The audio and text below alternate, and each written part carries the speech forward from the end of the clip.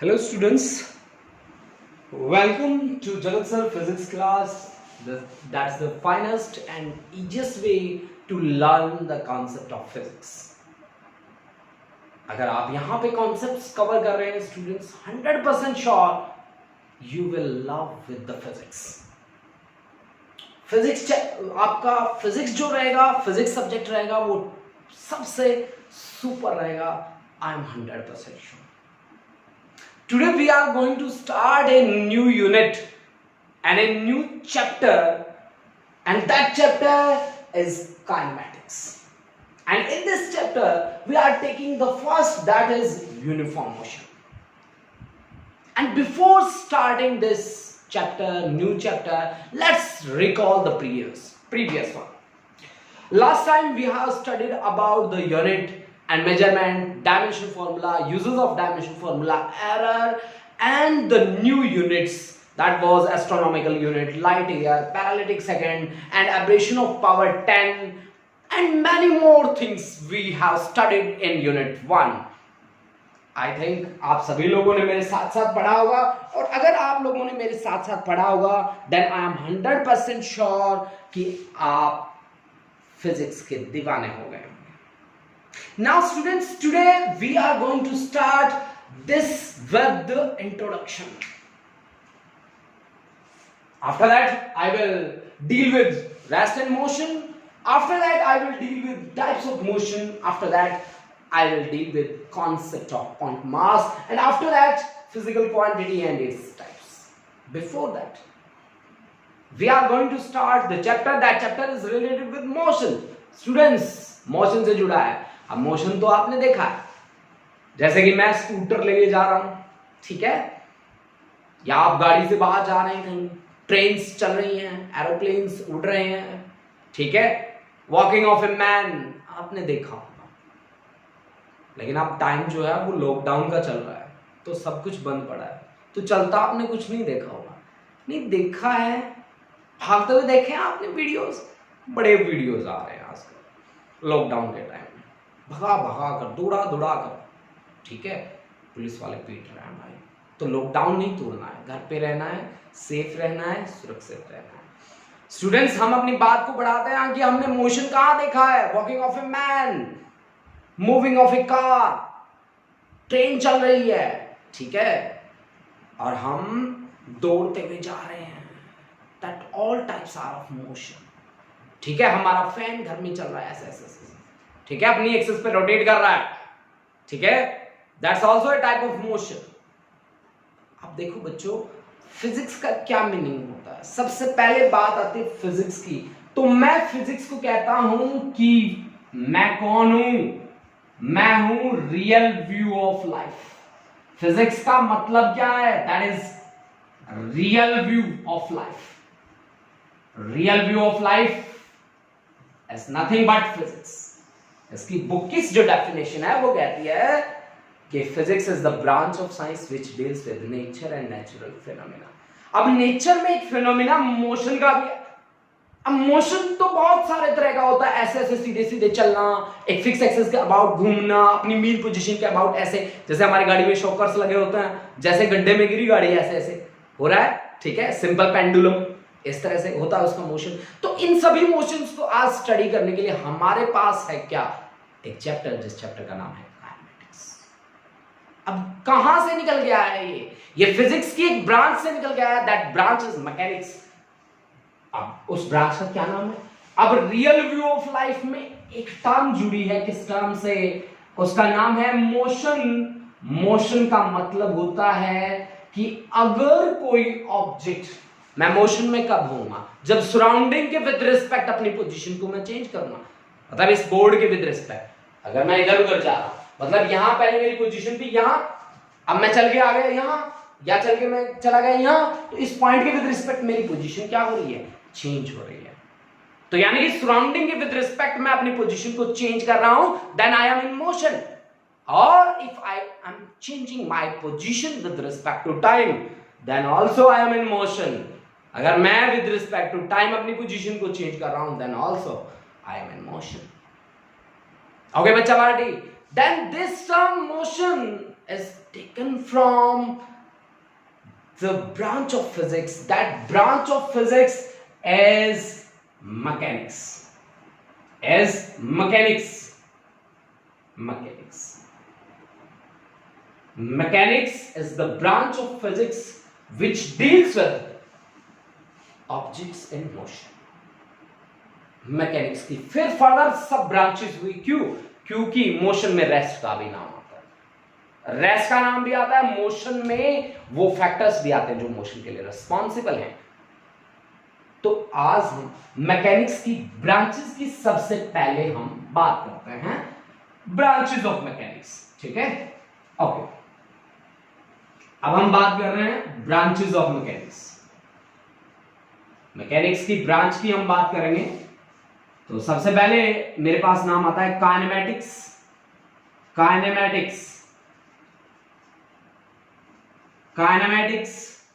दूसरा नाम आता है मेरे पास statics,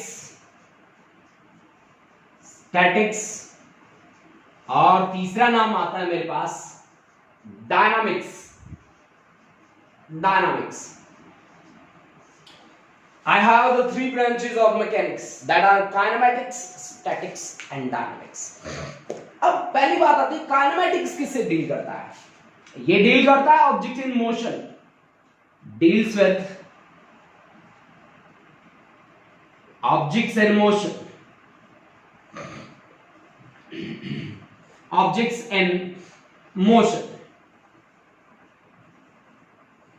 Static means at rest, deals with object at rest, deals with objects at rest, deals with objects at rest. And dynamics again deals with objects in motion, deals with objects in motion.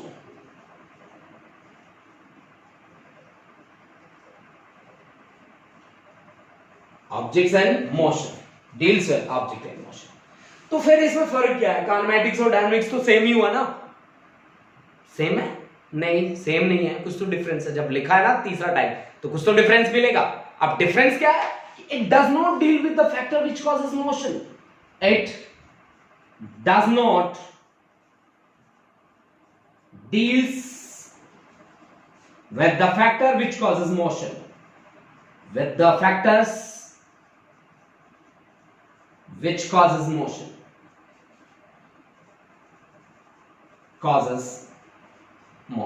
ये उन factor से deal नहीं करता जो motion के लिए responsible है। Motion के लिए रिस्पॉन्सिबल क्या हो सकता है?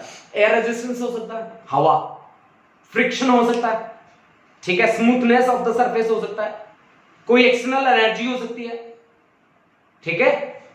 तो ये सारे के सारे हैं आपके पास वो फैक्टर जो मोशन के लिए रिस्पॉन्सिबल हो सकते हैं, और ये उन फैक्टर से डील नहीं करता। ये कहता है मुझे कोई मतलब नहीं है, मुझे मोशन चाहिए, ठीक है, मुझे मोशन चाहिए बस, मैं उन फैक्टर की बात नहीं करूंगा जो मोशन के लिए रिस्पॉन्सिबल है।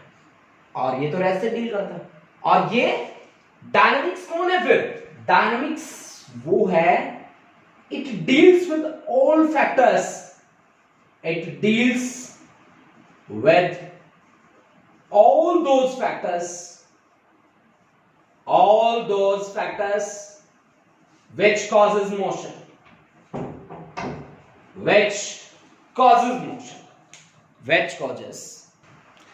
यानी कि हमने क्या कहा कि it deals with all those factors which causes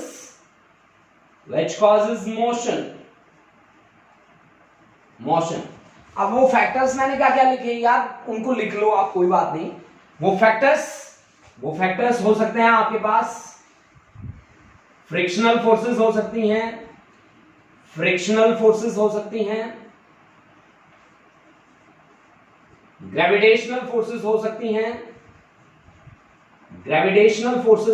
हैं,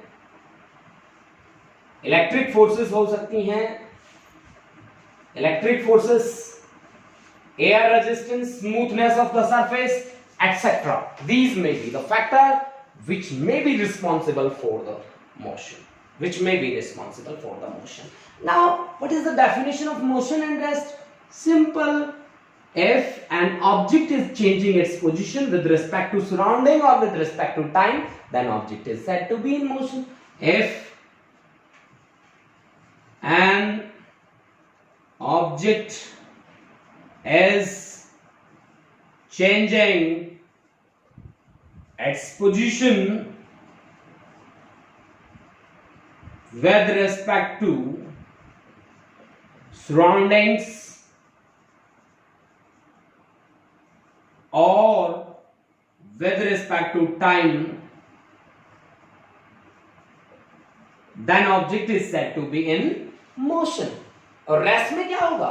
रेस्ट में होगा कि if an object does not change its position with respect to surrounding or with respect to time, भाई यहां पे ऑब्जेक्ट चेंज कर रहा है अपनी पोजीशन को और यहां पे ऑब्जेक्ट चेंज नहीं करेगा. अब rest and motion are interlinked terms, एक दूसरे से जुड़ी हुई टर्म्स है. अगर मैं रेस्ट की बात करता हूं या फिर मैं मोशन की बात करता हूं, 100% श्योर है ये एक दूसरे से जुड़ी हुई टर्म्स है. अब कैसे जुड़ी हुई है? मान लो आप ट्रैवल कर रहे हो, किसी बस में बैठे हो, तो दूसरे जो पैसेंजर्स हैं उनके विद रिस्पेक्ट तो आप रेस्ट में हो, लेकिन आप सराउंडिंग के विद रिस्पेक्ट किस में हो? मोशन में हो. That's why we can say rest and motion are interlinked terms. Rest and motion are interlinked terms. Now we have studied what we have studied. Mechanics. Mechanics is the branch of physics which deals with object in motion. Mechanics is subdivided into three categories. These three categories are kinematics, statics and dynamics. Kinematics deals with object in motion. Static means at rest, deals with object at rest. Dynamics deals with object in motion. But what is the difference between kinematics and dynamics? The main difference is kinematics does not deal with the factor which causes motion, while dynamics deals with all such factors which causes motion. Factors may be frictional forces, gravitational forces, electric forces, air resistance, smoothness of the surface, and many more. These may be the factors which are responsible for the motion.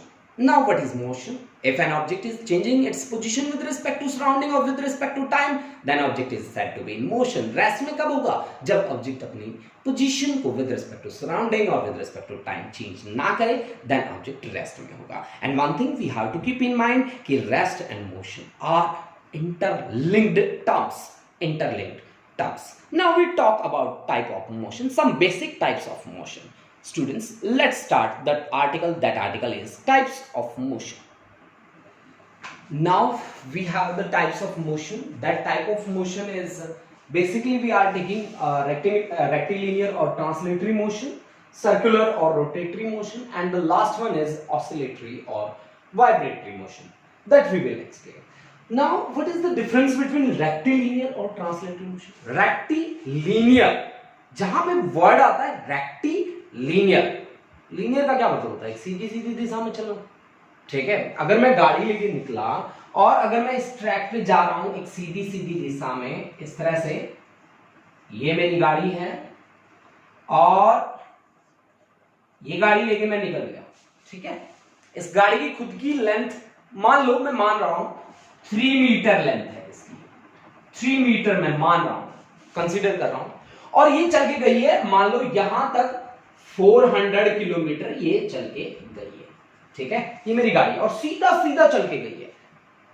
अब मैंने क्या कहा? पहली बात, rectilinear और translatory में फर्क कितना है? रेक्टिलिनियर में एक पॉइंट ऑब्जेक्ट है जो सीधी दिशा में चलेगा, ऐसे एक पॉइंट ऑब्जेक्ट है जो एक इस तरह के पाथ पे चलेगा, सीधा सीधा सीधा सीधा सीधा, ठीक है. पॉइंट का क्या मतलब होता है? पॉइंट का मतलब होता है जो केवल पोजीशन को दिखाए. ये पॉइंट है ना, पॉइंट क्या काम करता है? पोजीशन बताता है केवल. इसके डायमेंशंस कितने होते हैं? कितने होते हैं देख लो. लेंथ है इसकी, मास है इसमें ना, नेग्लिजिबल होते हैं. मतलब इसके डायमेंशंस नेग्लिजिबल हैं, ये केवल पोजीशन को दिखाता है. उसको हम क्या बोलते हैं? पॉइंट बोलते हैं. हाँ, एक कंडीशन और भी है जिसमें हम ऑब्जेक्ट को पॉइंट कह सकते हैं. वो कंडीशन कैसे? जैसे मैं अपनी कार लेके चला, मेरी कार की लेंथ मैंने यहां पे कितनी मानी? 3 मीटर, और मैं चल के चला गया 400 किलोमीटर, 400 किलोमीटर में चल लिया. तो अब मैं 400 किलोमीटर चलने के बाद क्या कहूंगा? 400 किलोमीटर माइनस 3 मीटर कर दो, मैं इतना चला, ऐसे कहूंगा? नहीं, क्यों नहीं कहूंगा? क्योंकि मेरी गाड़ी ने अपने लेंथ के कंपैरिजन में बहुत ज्यादा डिस्टेंस ट्रेवल किया है. If any object travels much more distance in comparison to its own length, then object becomes point. Then object becomes point. Then this car is point object. Then this car is point object. ये car क्या है? Point object है. क्यों है ये point object? Point object इसलिए है कि अपनी लेंथ की कंपैरिजन में बहुत ज्यादा डिस्टेंस ट्रेवल करती है, इसलिए पॉइंट है. ठीक है जी. अब मान लीजिए दूसरी बात पे क्या कहा गया है? ट्रांसलेटरी. ट्रांसलेटरी का मतलब भी होता है सीधा सीधा चलना. बट यहां पे ऑब्जेक्ट था कौन? पॉइंट ऑब्जेक्ट था. अब यहां पे ऑब्जेक्ट कैसा है? पॉइंट नहीं है. सबसे पहले यहां पे लिखा है a body which is not a point. अब पॉइंट नहीं है तो क्या है? कैसा ऑब्जेक्ट? एक ऐसा ऑब्जेक्ट जो लार्ज नंबर ऑफ पॉइंट से मिलकर बना है. मेरे को मान लो, ठीक है, मेरी लेंथ खुद की मान लो थोड़ी बहुत लेंथ होगी. अब मैं यहां से चल के इतनी दूर गया है ना, तो एक ऑब्जेक्ट हुआ जो एक large number of point object से मिलकर बना है. वो कैसे चल रहा है? ऐसे चल रहा है कि उसको बनाने वाला हर पार्टिकल सीधी दिशा में चल रहा है. अब मान लो यहां जो पार्टिकल है वो भी ऐसे चल रहा है, यहां जो पार्टिकल है वो भी ऐसे चल रहा है, ये ऊपर सिर वाला जो पार्टिकल है वो भी ऐसे चल रहा है. मतलब सारे के सारे पैरेलल लाइंस में चल रहे हैं और इक्वल डिस्टेंसेस में ट्रैवल कर रहे हैं इन ए गिवन इंटरवल ऑफ टाइम. ठीक है, तो एक ऐसा ऑब्जेक्ट जो large number of point object से मिलकर बना है, अगर ऐसा ऑब्जेक्ट स्ट्रेट लाइन में चलना शुरू कर दे, then that motion is translatory motion. But one thing you have to keep in mind, in translatory motion object is not point. Object is not point. Okay students, object is not point. In similar fashion, we will call the circular or rotatory motion. Circular motion क्या होता है? ये एक fix axis है और इसके चारों ओर अगर एक पॉइंट ऑब्जेक्ट मूव करना शुरू कर दे ऐसे ऐसे ऐसे ऐसे, ठीक है, पॉइंट ऑब्जेक्ट अगर मूव करना शुरू कर दे तो फिर क्या कहलाएगा? Circular motion. इसमें रेडियस क्या होता है? कांस्टेंट होता है. भाई मान लो आप ऐसे ऐसे मूव कर रहे हैं, ये रेडियस है, ये कांस्टेंट रहेगा. पार्टिकल यहां है, यहां है, यहां है, रेडियस उसका क्या रहेगा? कांस्टेंट रहेगा. रेडियस उसका क्या रहेगा? कांस्टेंट रहेगा. अगर एक पॉइंट ऑब्जेक्ट सर्कुलर ट्रैक में घूम रहा है, then that motion is circular. अब रोटेटरी मोशन देखो, आप ना देखो अपने बाइक्स चलाते हो, कार चलाते हो, कभी सर्कुलर की बात करते हो कि सर्कुलर मोशन है इनके टायर्स का? क्या कहते हो आप? रोटेशन कहते हो. आप डेली लाइफ में रोटेशन वर्ड यूज करते हो ना? करते हो आप रोटेशन? 100% श्योर आप रोटेशन यूज करते हो. तो रोटेशन का क्या मतलब है कि एक फिक्स एक्सिस के अबाउट, जैसे कि गाड़ी का बात करें तो एक्सल है, उसके चारों टायर घूम रहा है, ठीक है, तो ये टायर जो है एक लार्ज नंबर ऑफ पार्टिकल से मिलकर बना है. इस एक्सल के लिए बना है ना? हाँ जी बिल्कुल बना है. इस एक्सल के विद रिस्पेक्ट तो घूम रहा है, तो इस एक्सल के लिए तो ये क्या है?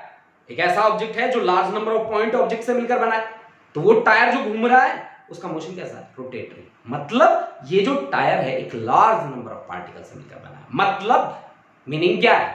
मीनिंग है कि ये टायर जो है ना, ये पॉइंट ऑब्जेक्ट नहीं है. ये टायर जो है वो पॉइंट ऑब्जेक्ट नहीं है. अब देखिए, अगर ये टायर घूम रहा है तो इसको बनाने वाला हर पार्टिकल भी घूम रहा है, ठीक है ना? इसको बनाने वाला हर पार्टिकल सर्कुलर ट्रैक में घूमता जा रहा है, घूमता जा रहा है. इसका मतलब हर पार्टिकल का एंगुलर डिस्प्लेसमेंट जो है वो क्या है? सेम है. एंगुलर डिस्प्लेसमेंट क्या है? सेम है. ठीक है, मेरी बात आपको समझ में है? ठीक है.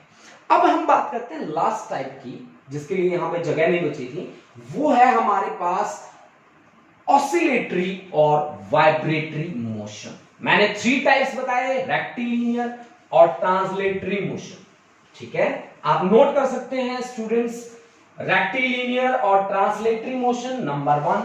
नंबर 2 मेरे पास था सर्कुलर और रोटेटरी मोशन, और नंबर 3 है मेरे पास ऑसिलेटरी और वाइब्रेटरी मोशन. ऑसिलेटरी और वाइब्रेटरी मोशन. ऑसिलेटरी, ऑसिलेटरी और वाइब्रेटरी मोशन. ऑसिलेटरी और वाइब्रेटरी मोशन. ऑसिलेशन में क्या होता है? Oscillation of a simple pendulum में क्या होता है? आपने ऑसिलेशंस तो देखे होंगे. जैसे आप किसी भी सोफा के ऊपर बैठे, ऊपर से गिरे, ऐसे धड़ाम, ऐसे ऐसे जा रहे हैं, ठीक है. एक स्प्रिंग लिया, उसके ऊपर वेट बांध दिया हमने और उस वेट को ऐसे छोड़ दिया, ऐसे ऐसे मीन पोजीशन के अबाउट ऐसे ऐसे जा रहा है, ठीक है ना, जा रहा है, दैट्स आल्सो ऑसिलेशन। तो ऑसिलेशन का क्या मतलब है? Particle to and fro, back and forth about its mean position. अगर मूवमेंट हो रही है अपनी मीन पोजीशन के अबाउट, आगे पीछे ऊपर नीचे, then that is oscillatory motion. If object is moving, if particles की मैं बात करूं, if particles are moving to and fro, ऊपर नीचे, बैक एंड फोर्थ, आगे पीछे, about their mean position, about their mean position, then their motion is known as oscillatory motion, oscillatory motion. ठीक है, यानी कि मान लीजिए आप सिंपल पेंडुलम का केस ले लीजिए, ये लेंथ है, ये आपने एक मास सस्पेंड कर रखा है जिसका मास है m के इक्वल, और ये अपनी मीन पोजीशन के अबाउट ऑसिलेट कर रहा है, तो ये उसकी बनती है एक्सट्रीम पोजीशन। इतना ही इधर जाएगा, उतना ही इधर जाएगा, तो ये इसकी क्या है? मीन पोजीशन है, मीन पोजीशन, मीन पोजीशन। और ये इसकी क्या है? Extreme position, extreme position. आपको पता होगा ना सिंपल पेंडुलम का मोशन कैसा होता है, अपनी मीन पोजीशन के अबाउट ऐसे ऐसे रोटेट करता रहता है, ऐसे ऐसे ऑसिलेट करता है, रोटेट नहीं बोलना उसको, ऑसिलेट करता है, अपनी मेन पोजीशन के अबाउट आगे पीछे ऊपर नीचे जाना क्या कहलाता है? ऑसिलेशन। अब आप एक चीज देखो कि मीन और एक्सट्रीम पोजीशन के बीच का जो डिस्टेंस है उसको हम बोलते हैं एम्पलीट्यूड, है ना। ये आपकी मीन पोजीशन आ गई m, ये आपकी एक्सट्रीम पोजीशन आ गई, इन दोनों के बीच का जो डिस्टेंस है उसका नाम है एम्पलीट्यूड। एम्पलीट्यूड, एम्पलीट्यूड को मैं बोल सकता हूं straight line distance between mean position and extreme position, that's the amplitude. अब वाइब्रेशन में क्या होता है? जब फोन वाइब्रेट करता है तो क्या होता है? क्या फोन उछल उछल के पड़ने लगता है क्या? फोन को देखा आप लोगों ने, फोन में वाइब्रेशन होती है ना, क्या फोन में ऑसिलेशन होते हैं? कभी नहीं होता ना फोन में ऑसिलेशन। आप वाइब्रेशन की बात करते हो कि वाइब्रेशन मोड पे रखा, तो वाइब्रेशन का क्या मतलब है कि जैसे ही फोन आएगा फोन ऐसे उछल उछल के गिरने लग जाएगा, ऐसे होता है?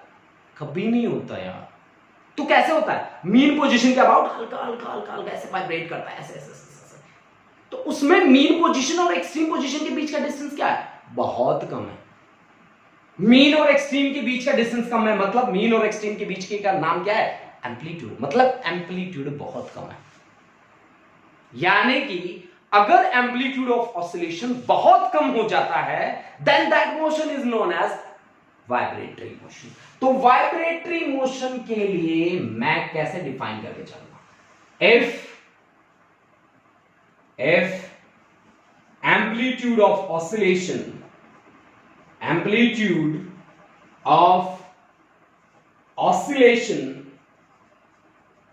becomes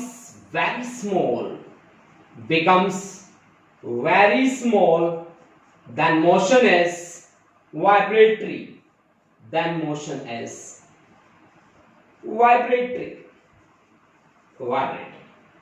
then motion is vibratory, then motion is vibratory. Now students, we have studied about the things. That was introduction of the chapter. After that we have studied the mechanics and its types. After that we have studied motion and rest. After that we have studied the types of motion. In next lecture we will study about the physical quantities and its type. Thank you students. Have a nice day.